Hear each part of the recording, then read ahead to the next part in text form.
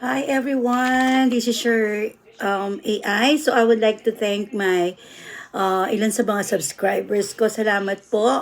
Shout out po kay Yash, kay Bea Perucho na naging pupil ko, kay Vicky Sasutil, sa Team Gomez Vlog, Jaynard Maestrado, Emily and her family, Reynold Alsola, Marites de Guzman, shout out po, and Clouds Channel, Riza Carlos, Sybil Caldo, Disha123, and Christian Susie. Thank you so much for subscribing po sa aking YouTube channel.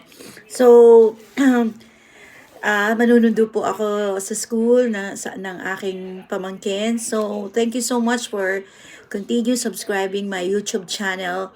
At kahit konti ay sana po ay meron kayong napupulot na kaalaman o aral o konting knowledge man lang or wisdom po para po sa araw-araw ng ating buhay. This is your tagapaglingkod, acronym individual. Kahit nag-retire na ginagawa pa rin productive ang buhay at fruitful sa mumunting paraan na alam ko na makakapag-share po ng kaunting kaalaman ay ginagawa ko sa platform na ito. So, magbasa po tayo ng ating Bible at our daily bread.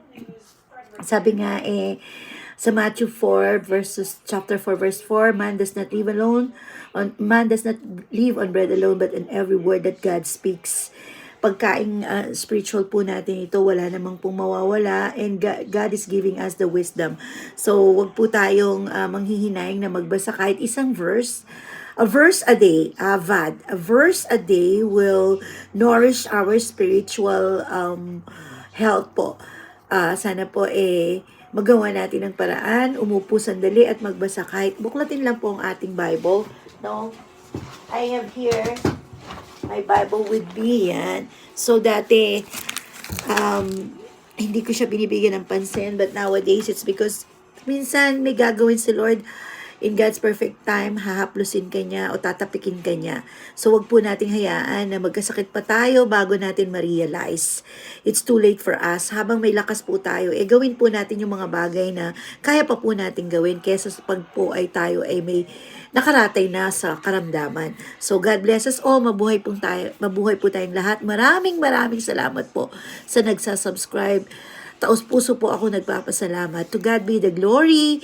Instrumento lang po ako ng Panginoon. Hanggat meron po akong naibibigay na kaalaman, ay gagawin ko po. Magandang buhay, mabuting tao. Once again, this is your AI, acronym individual at kay human beings.